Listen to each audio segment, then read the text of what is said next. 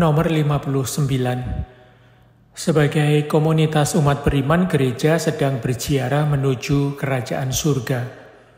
Karena media sosial dan secara lebih luas lagi realitas digital adalah aspek penting dari peziarahan ini, maka penting untuk merefleksikan dinamika persekutuan dan komunitas, secara konkret kehadiran gereja di lingkungan digital. Situasi yang sangat parah selama pandemi, khususnya ketika terjadi lockdown, perayaan liturgi yang disiarkan secara online melalui media sosial dan sarana komunikasi lainnya menawarkan kenyamanan bagi mereka yang tidak dapat berpartisipasi secara langsung. Namun masih banyak yang harus direnungkan dalam komunitas iman kita tentang bagaimana memanfaatkan lingkungan digital untuk mengintegrasikan kehidupan sakramental. Pertanyaan teologis dan pastoral telah diajukan mengenai berbagai topik, misalnya eksploitasi yang sifatnya komersial atas siaran ulang misa kudus.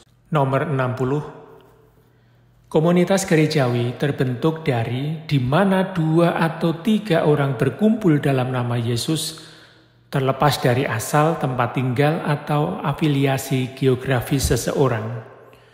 Jika di satu sisi melalui siaran misa, gereja telah masuk ke rumah orang-orang, namun di sisi lain perlulah merenungkan apa arti partisipasi dalam Ekaristi. Munculnya budaya digital dan pengalaman akan pandemi telah mengungkapkan betapa inisiatif pastoral kita tidak terlalu memperhatikan gereja domestik. Gereja yang berkumpul di rumah dan di sekitar meja makan keluarga. Dalam hal ini kita perlu menemukan kembali hubungan antara liturgi yang dirayakan di gereja-gereja kita dan perayaan Tuhan dengan tindakan, kata-kata, dan doa di rumah keluarga. Dengan kata lain, kita perlu membangun kembali jembatan antara meja keluarga kita dengan altar, di mana kita dipelihara secara rohani melalui penerimaan Ekaristi Kudus dan diteguhkan dalam persekutuan kita sebagai orang percaya. Nomor 61. Seseorang tidak dapat berbagi makanan melalui skrin atau layar. Ketika kita berbagi makanan, semua indera kita terlibat, rasa dan bau, tatap muka dengan tamu yang diundang, mendengarkan percakapan. Berbagi makanan adalah pendidikan pertama kita dalam memperhatikan orang lain, dalam membina hubungan antara anggota keluarga, tetangga, teman, dan kolega. Demikian juga, kita berpartisipasi dengan seluruh orang di altar yang melibatkan pikiran, roh, dan tubuh. Liturgi adalah pengalaman sensorik.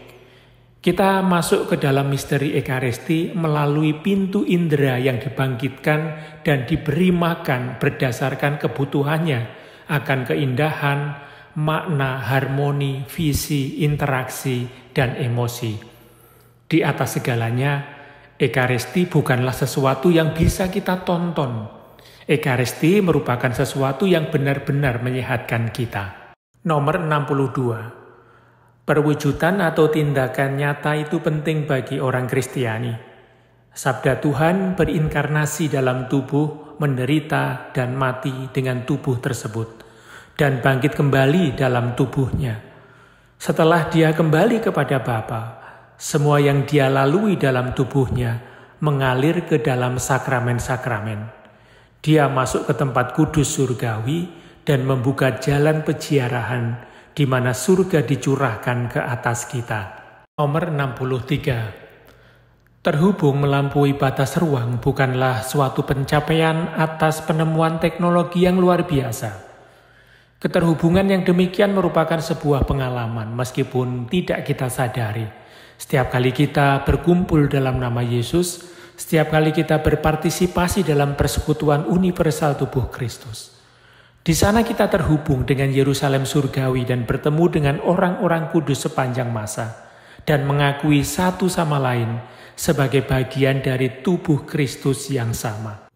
Oleh karena itu, sebagaimana Paus Fransiskus mengingatkan kita melalui pesan Hari Komunikasi Sedunia tahun 2019 bahwa jaringan sosial melengkapi tetapi tidak menggantikan perjumpaan dalam daging yang menjadi hidup dalam tubuh, hati, mata, tatapan, dan nafas orang lain.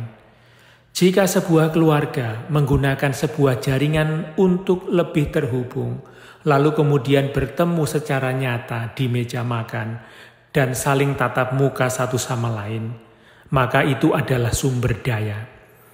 Jika sebuah komunitas gereja mengkoordinasikan sebuah aktivitas melalui jaringan dan kemudian merayakan Ekaristi bersama, maka itu adalah sumber daya. Gereja sendiri adalah jaringan yang dijalin bersama oleh persekutuan Ekaristi, di mana kesatuan tidak didasarkan pada suka atau like, tetapi pada kebenaran, pada amin, di mana masing-masing berpegang teguh pada tubuh Kristus dan terbuka menyambut orang lain.